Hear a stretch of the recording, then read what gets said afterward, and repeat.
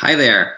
If you are sleeping on a couch or a spare bed and you want to get back to sleeping in your own bed, this video is for you. This is exactly what we're going to talk about today. We're going to talk about getting back to where you want to sleep.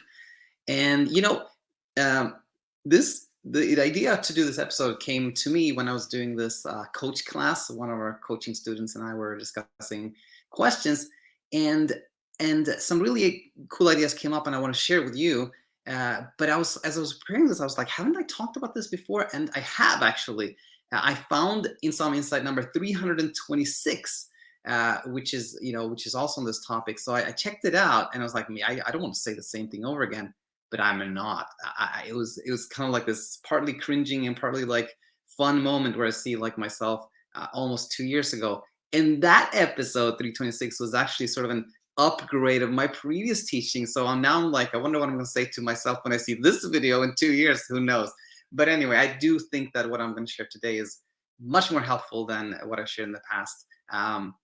So yeah, without further ado, let's get into it. So again, this is for you if you're sleeping, or if you're sleeping all the time or a lot on a spare bed or couch and you want to get back to your own bed. And as in customary fashion, this is, I've divided this into kind of two sections. One is about understanding why this is so common, why it happens, and then B is how change happens, how to meet this situation, how to get back to sleeping where you want to sleep, right?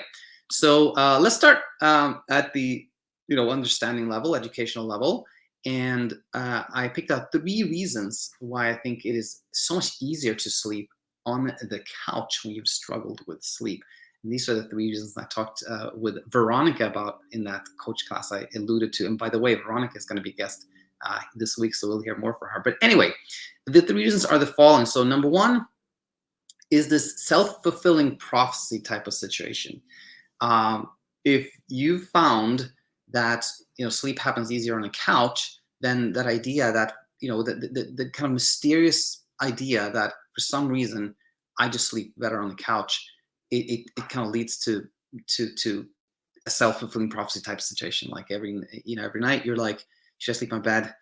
I think I should better sleep on the couch. Better sleep better there. And then when there's the idea is there that I will sleep better on the couch, then there's less effort, less attempting to sleep, less experimentation. Sleep happens a little bit easier, and then it kind of reinforces the idea that for some reason I sleep better on the couch. And so we have the self-fulfilling prophecy type situation. That's one, and you'll see when we come to number 3 that I think that's actually explaining why this happened in the beginning. But anyway, we have a number 1, self-fulfilling prophecy. Number 2, we have conditioned fear. And in CBT-I, in traditional CBT-I, there's a lot of talk about how it's just seeing your bed makes you scared. And I've talked a lot about how I think a lot of the teaching in CBT-I is quite is simplified. It's very simplistic. But I do think it is true that to some degree, when you've had a lot of struggle in your bed and you lay down in your bed, then just kind of memories of that struggle come back and we become naturally scared. So I think, yes, this is true. There is a component of conditioned fear that makes it easier to sleep where that conditioned fear isn't present. But I think out of these 3 reasons, I think this actually to me is like the really enlightening one when we see this. And so here's the thing. We humans sleep well when there's no pressure to sleep, when we're not trying to sleep, we're not trying to escape wakefulness, right? Sleep is a passive process, happens by itself when we're not pressured to sleep. Now, we humans create these stories in our minds, and one of these stories in our minds is that a normal person, healthy person, they sleep in their bed. So that's where I should sleep too. I should sleep in if I'm a normal and healthy and not broken person, then I should be sleeping in my bed, in my nice, warm, comfy bed, right? And you can see that this thinking that that's where it's normal to sleep actually creates a lot of pressure to sleep exactly there, versus the couch where, there's, no pressure at all to sleep on the couch. That's not where I'm supposed to sleep, and then sleep happens much easier there. Beth, who was a guest on this channel, You can find her in one of the Talking Insomnia episodes. She shared a very, very, very educational anecdote from her own struggle with insomnia. She is a flight attendant, and she found that oftentimes in this nice, like Western hotel with a very nice bed and nice surroundings, she didn't sleep. Like she struggled. But then she would find herself sleeping really well on like a random, floor on an airport floor right there, right? It was so strange to her, but I think this really illustrates that if we think of one place as like I should sleep there, and another place as like I have no if I sleep there or not, like there's no pressure. I'll sleep there. Then we will have struggled to sleep where we think we should sleep. Again, the pressure there. I think this really explains to me why it can be so much easier to sleep elsewhere, not in the bed where you're supposed to sleep, but elsewhere, whether it is an airport floor or a couch or a spare bed, something like that. Okay, so now that we've seen like why this so easily happens, why we so easily can be in a place where we want to escape the fear of not sleeping, and then find some kind of this illusion of safety somewhere else that we, etc. Then how do we meet this? What do we do when this is the case and we want to go back to sleeping in our own bed? Well, I have two ideas. It's almost like four ideas actually, but baked into like sort of two main ideas that I want to share with you. And the first one is this one. If you sleep fine on a couch or in a spare bed, that shows us that there's nothing wrong, right? There's nothing magical about the couch or the spare bed. You're still on the same planet, breathing the same air, So just seeing that there's nothing that this it's so clear. It is so clear in this situation that there's nothing wrong with us when we're in this situation. I think that can really help. And also understanding this principle of delegation. I think that is so helpful. So what is delegation? Well, delegation is when we delegate the presumed work it takes to make ourselves sleep. So, for example, we may have had this fear of sleeping in our bed, and we go to our bed, and then we're thinking, "How can I make myself sleep? What's going to happen? What if I don't sleep? I should do this. Maybe I shouldn't do this." There's effort. We're trying to sleep, right? But when we're in the couch in this example, then it's like, "Oh, I don't have to. I don't have to worry about sleep. It's like the couch will take care of that for me." And it's nothing. You see, there's nothing magical about the couch. It is the idea. I don't have to do anything to sleep. I delegate that.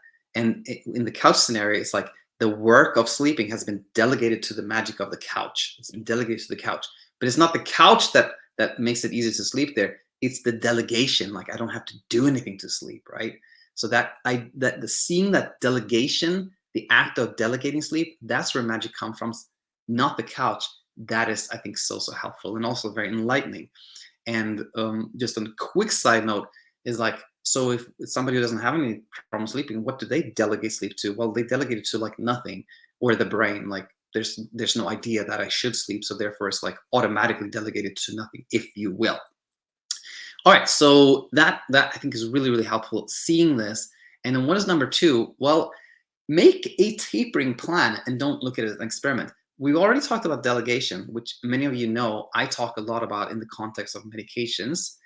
And now I put this tapering, I put in the word tapering here to remind myself to share with you that I look at, the journey from like the couch to the bed very much like I look at the journey from sleeping on medication to off medication. So the first, when I teach someone about like leaving medications, delegation is the number one thing I teach, that there's nothing magical about sleeping pills. It's the delegation that is the magic. And then two, is the plan. Make a plan for how to come off medication, and then don't look at it as an experiment. The same thing I think applies here to the couch. So if you want to sleep in your bed, then you can make a plan. For example, like, oh, on this date, that's when I'm going to sleep on my bed. And what I mean by don't look at it as an experiment, well, it can be tempting to go like, okay, I'm going to try to start sleeping in my bed on Friday and see how it goes. But then that idea of like, let's see how it goes, it just leads to like self-monitoring, like checking in, am I sleeping, am I not sleeping, should I have done it in a different way, maybe I shouldn't have done this. And that, the sort of preoccupation with that, often leads to a lot of trouble sleeping, which then makes it seem like, oh no, I can't sleep on my bed. There really is a problem here. And then you go back to the couch where you sleep, and then it seems to reinforce this idea that there's something magical about the couch and there's a problem with the bed. But again, it's the looking at this as an experiment. That's actually what caused the struggle, right? Same thing as when someone says, let me see if I can sleep without medication. The idea that there's an experiment, that creates some struggle. So I think make a plan for like how to transition from the couch to the bed, and don't look at it as an experiment. Look at it more as a plan. Like, this is my plan and this is what I'm going to do. But at the same time, uh, keep courage and kindness in mind. And the Insomnia Insight episode right before this one, the one I uploaded yesterday, is all about this. But very briefly, the courage is just to, say, I have a plan for how to transition from the couch to the bed, and I'm gonna be brave here and execute on this plan of mine. But that's time where I feel like I'm just too scared. I can't do this. I'm gonna go back to the couch. Deploy kindness. Don't be hard on yourself. That happens. It's so natural and so normal. And when we're kind to ourselves and we don't pressure ourselves to do anything really, that which we want to do actually happens much easier. So that is at least as of today my thoughts around transitioning from the couch to the bed, and curious to see what I'll think in 2 years. Hopefully things haven't changed that much, or if they do, that's also a good thing. Development is also good, right? But anyway, let me know what you thought about this, if it made sense, and yeah, just looking forward to hearing your comments on this. And as always, if you find everything you need on your path to sleeping well forever, that is fantastic. But if you'd like a little bit more support on your way there, then head over to our website and you'll find many options there. Okay, that's it. See you soon. Until then, take it easy.